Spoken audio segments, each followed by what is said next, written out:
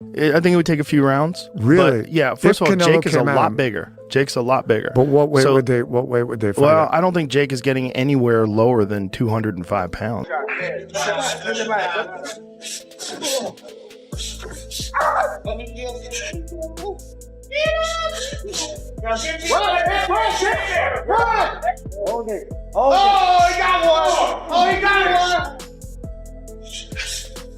You Americans, and this might be crazy, I think Jake Paul's got a chance. And I know that sounds crazy, but I do think that there are, where I don't believe anyone over here thinks this goes more than around. Joe Rogan reacts with surprise to Jake Paul's transformed physique ahead of the Anthony Joshua fight, noting how sharply focused and prepared Jake looks. He points out that Jake has faced real fighters in the past, even if some were nearing retirement, and still pushed himself through serious training. Rogan adds that Joshua moving toward 40 changes the dynamic of this matchup, making the entire event more intriguing. He says he genuinely wants to watch how the showdown unfolds. Jake Paul's latest physical transformation has sparked a wave of reactions across the— It would be crazy. I like a little freak show every now and then. As far as, like, would you like to see... I like Jake a Paul, lot of freak show. Look, if Jake Paul wants to fight for the title, I would like to see him beat top contenders in the light heavyweight division or whatever division he chooses to compete at, and then eventually fight for a title. Yeah. But are the fights even real? Like the Tyson fight? Like I saw video breakdowns of Tyson.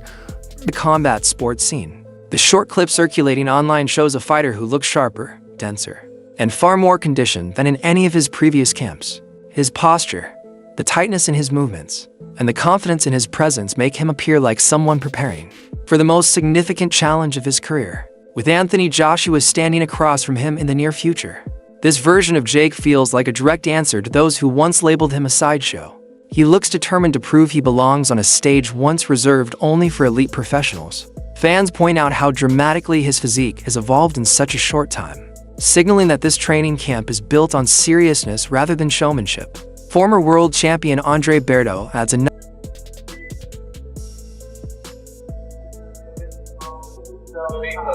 intriguing layer to the discussion. While he admits most people want to see Anthony Joshua score a dominant knockout, he argues that the situation is not as simple as it looks. Joshua hasn't delivered many standout performances recently, and Berto suggests that this inconsistency makes the matchup unpredictable. Meanwhile, Jake is surrounded by a strong team of experienced trainers who push him to maximize his youth, strength, and conditioning. Berto believes that although fans expect a one-sided fight, the outcome depends heavily on which version of Joshua shows up. With Jake improving and staying disciplined, he sees real potential for this clash to swing in either direction.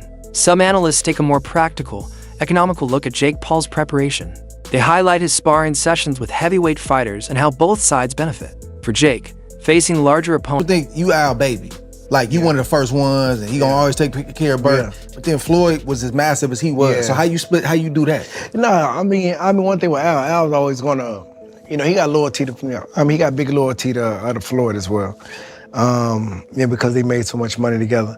But, you know, it's funny how, he can say whatever he want to say.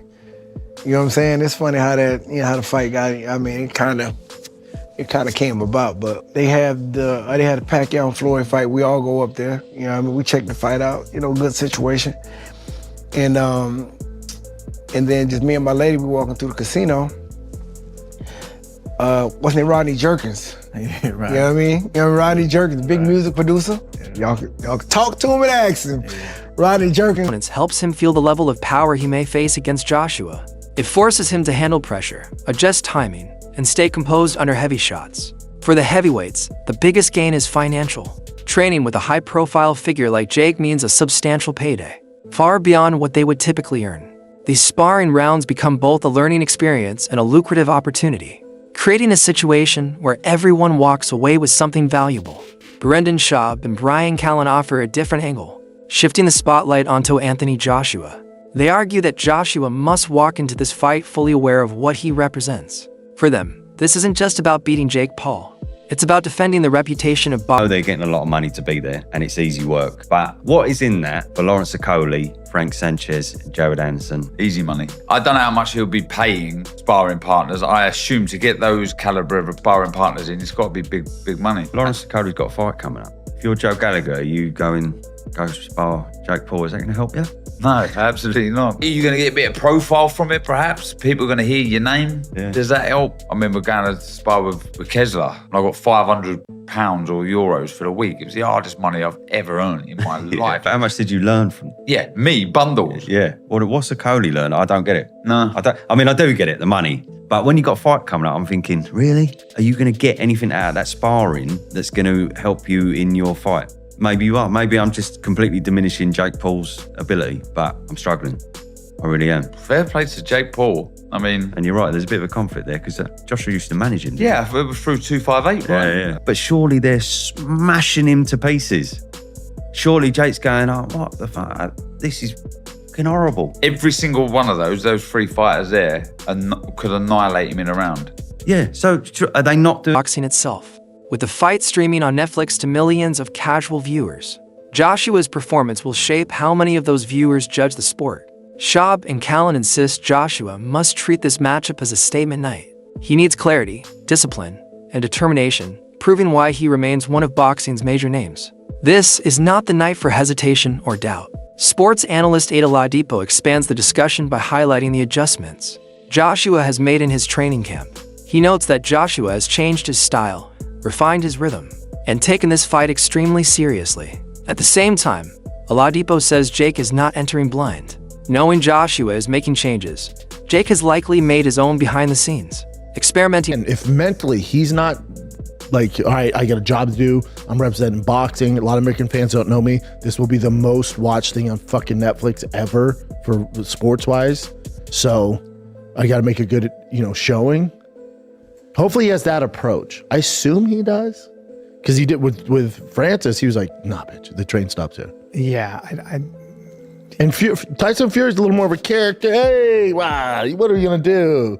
Let's move around a little bit. I remember when he caught Klitschko with that uppercut, Anthony Joshua. And he got caught. He got set down. Klitschko, yes. And Klitschko is a big man.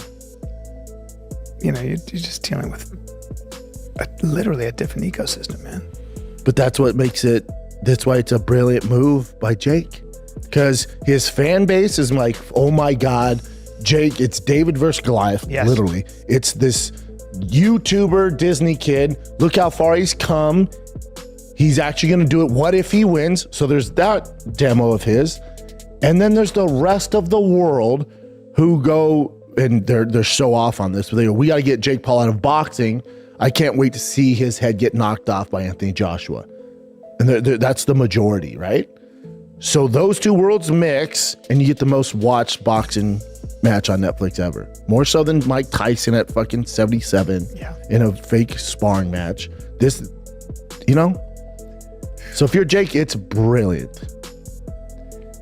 Yeah, it is. Okay, so let's go through it. Let's say Jake gets knocked out 1 minute. With a new style, expanding his techniques, and sharpening every detail that could give him an edge. Oladipo believes Jake understands that this opportunity requires the best version of himself. Because both men are reinventing themselves, he gives Jake a real chance to create a moment that shocks everyone.